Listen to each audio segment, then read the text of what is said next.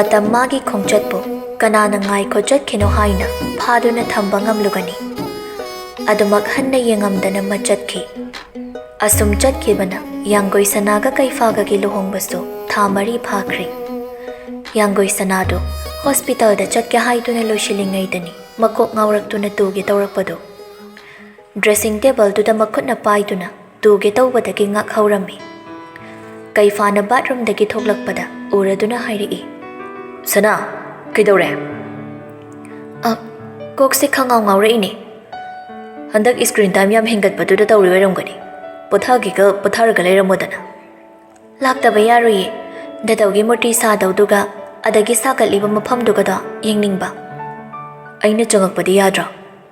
Doctor di Mr. Busy Prime Minister nina patient mayamga wari sanaba hotnaringai kawbirakani do. Nimit kayani di sure. Aina doctor da sigi wafam se haire ise. Khuhaida yanba ma yauri nangido. Ado horen di soidana yangagi nasangam dradi laklano.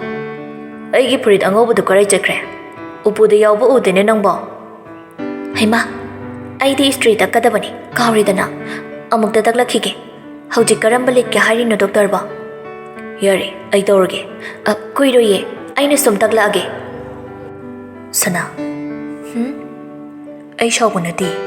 Thabuk mayam siga nang kawramlani haiba ikhangi. Nang buthazaro, ai tawrage. Asi haiduna. Kaifa masano oina istri takjaki. Danok stabana yum mama yengbaga haridubo doctor na chalo kaina ga hairuraba. Nati. Moi mama baba dusu thamoi di yam kaliko. Nong mata macha sigi maramda hanglakte. Karigino makhoina thamoi yam pi isiba. Sanare migi kari maralo. Aina chalo hairamgani haina khanbrane nangna. Khanbudi khande ada kari nungai daba lairabano na sum khanbagini. Sana.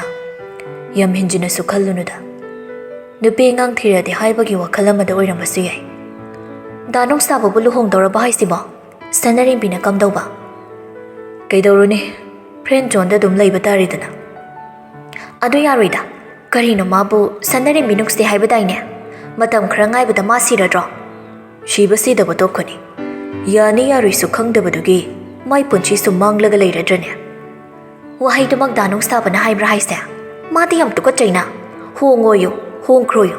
Aduga luhong numita nupido shiroyo. Hey, kaino ni nangbo. Kari wangangno. Atay toko. Ay na hairisi. Jumra landra kaluni nangso. Yana ba themba de haidre haibro maba. Yara oidabagi mami ama uramani. Adunani. Sana. Matam na kari purak pa haido yengasi. Nupaso, nupiso. Anam kan basa. Manatana tawrini.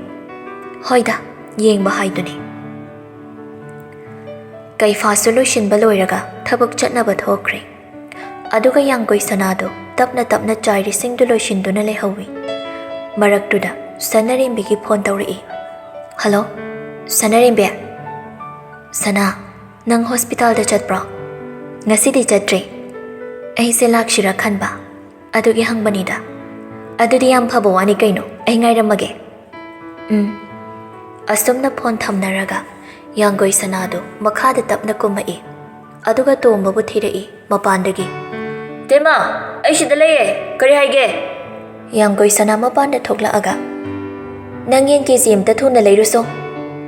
Haujikira. Hoine, ai ki imanabi Sanarimbi do lakani hairi. Adugini. Hoi tema, leiruragi. Ngai khoni nangba. Silga yawrabra. GP dagi kapamagi yarini tema. Asi hairamaga chatkre tomba. Yangoi Sana imung da changa aga enchang sem duna leiringai. Mapandagi mi amana kaurakpaduda Yangoi Sana thoklai. Sanarimbi oiraga leirambaduda sumangda kumtharaklaga. Lao kakhalo. Ekhoyum sithiba wabra. Iham laina leirabasida aidi aso manungdana thauchiluri. Ahanna mada hangbada machinda lehaure na hairakpadagi amuk thodora ini. Kaida lake nangba. Ubarda lae. Sanarimbi ki khongdu kaya phajana phaba oidri. Adu wangba building dudagi tarakpabu thawai phawba tharamba yaribani. Adubu maraibak phabada chinga dawribra. Mathwai phawdi hinghaure Sanarimbi. Sofa ka aduda phaminaringai tombasu halaktuna Yangoi Sanabu kaudana changai. Sanarimbi da Ngaihaktang phamamuko. Ay angangdi enchang thongnaba hairukige. Yanggoi sana chakhumda changkhri. Sanarimbi ka aduda koilei leiduna yengi. Yanggoi sana tombada. Tomba, nang wadi waramlani. Ado, enchang sinangamukda thongbigera. Hoi daima, thongbirage. Namanabiga wari saruro. Adoi daima, asiro. Ekoi to manung sabage haibada. Maramo kraba inang na pani. Mani, asini. Masak si magun yam na lay.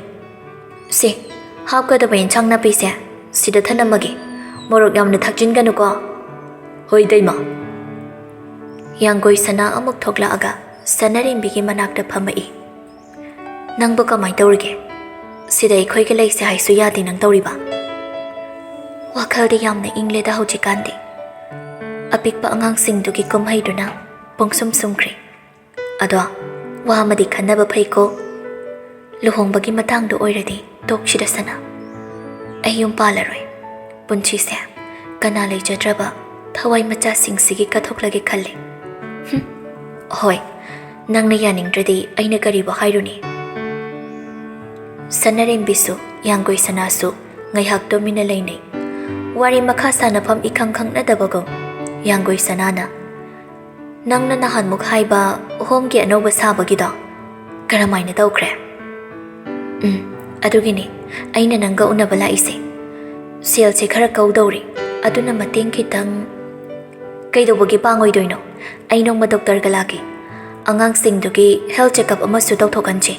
Ay silaki, layra mo ko. Asi hay na, yanggoi sana makoy kikada changa aga. Upudagi checkbook ama lawthoaga thoklai.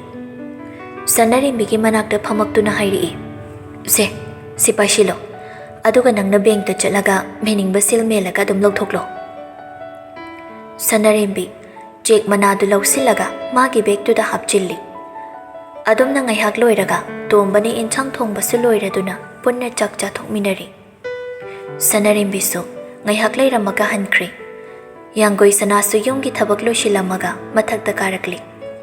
Phone da kari no yengduna lairingai, karigumba ama khangning ningsingakduna. Phone da det yengi.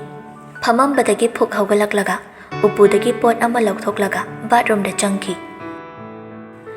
Thokla aga table da thamaga sofa da ngaihak phamduna lay. Yanggoi sana mamit chejet ushinduna ngaihak lairuraga tapna panglaktuna yengi. Red line chingduna lairambaduda yanggoi sana mabukning nungsin mandana pena kapthoklammi. Sanarimbisu thoklaklingai mathang chathauragi ning lamali. Thenglesu thengna mamabu unaba changai. Jelarduna. Thengi unabagi matam loikrani bema. Hayingan na lao. Sir, kuida bidang aktang unajage. Jelardu ngay hakto min laiduraga. Pari, minataragi matampiragi. Thank you, sir. Asam na manungda changakli. Bimo lama chanupi ubada. Phamambadagi haugatuna chang silai. Bema, thingi ni nangbo. Ima, haujikti ay kanasuki dreda. Bimo lama chanupi da nungshini yengi. Ichanu ngay nalayo ko. Mina ngang matagano. Nang napamliba panda madu phangna bada kanohono. Imana nang bulap na shenari ko imagi bema. Matam loira duna sanarimbi. Chatlage haiduna. Mamada manam namhalaga thoklakli. Magi manakta. Nakna gari makhamjilak paduda. Kanano haini yengai. Nong sabo oirambatuda. Nena tabagi sora mohondui. Nong sabana. Home desa tawrabana tra. Thinbira magilao. Danong saba parak taroidra. Yani ne. Sanarimbi gari da karakli. Nong saba so tumin gari du thauduna lakli. Ngaihak thora aga. Sanarimbi na laiba home tu yaurakli. Sanarimbi kumkraga nong saba da. Danong saba ngaihak. Jango. Sanarimbi na di nong saba ngaihak jangko haining bani. Adubo nupama na jango hairakpaduda. Hoy danong saba lehaurage. Sanarimbi jangkri. Nong saba gari thawna taha jango hairupadugi mathanda gari nongino khanduna lakli. Asumna sumangda gari du thawjilaklaga khamamaga imungda changakpada yanggoi sana du duk thanduna leirami. Nong saba changakpa ubada yanggoi sanana. Danong saba Doctor di duty le hodriba. Hallani na thokla mabani. Patient ama case lu sale edana amuk panthauri. Yanggoi sana khangye haigom mangak tamak no mai. Nong saba su sangkri. Aduga magi kaadu da changa aga. Luggage amada mapot machay hapchin duna lay. Masu nungai ramde. Tha ahum mari punna harau lay minaramaga chat kadauri bani. Adubo asum lay basu yada bani na chat pati ta bani. Adum na lay ringay. Nong saba ki mamado yam thazada na phone tawrak paduda. Nong saba ngay hagyeng laga ko na thangdo okhatli. Hello, ibunga. Nang bukam daurige. Nang sa ikoy da warauri ni dana. Pau sunong mata paurakti. Napama ki sakdamak ni. Nakuya ni ki marakta na maidi karino ole. Nong saba na. Ima, nangang biroy dro. Ay ngon na phone tawrak isa. Ngang ni dana tawrak na sumlay ka dro. Ama boy raso ama butaw raso. Nang si, ima giti ichako khalay hanin he. Karam tawrong gani khan bahay base. Mama mo oy ba ay gitaw ni niya. Ima na pamja na thuluri ba nang ginaming si. Suwira pra khangdre. Ima, ayam nungay na layri. Kasi daw di. Ima hoy so, anayag yawda na nungay na laybo oyo. Noong matasula uda na maay buo na ba? Hoy ima, ay lagi. Asum na wari ngayag sanaraga, phone thamnari. Aduga kadagi thoglagli. Yanggoy sanado imang na, chak thongaga layramido ubada. Jan, kari daure. Kay falagtri ba hujik pao? Thengine, pao phongnadro nang ba? Halakpa pharakta daw male hairi. Adugiro, nang ni isuk-sukta na layramisi ba? Doktor ginupi haiba, police army ginupi haiba, thamoy khara chawba tabani. Haying nga namay na lagjani se. Haujikidi, danong sabo hoy sulay bagi, ay karim khandre. Ada, danong sabo su yum hong kradi, ichik-chik hawrani. Ay dasing ni yam na nungay hawraroy, ichik-chik hawrani.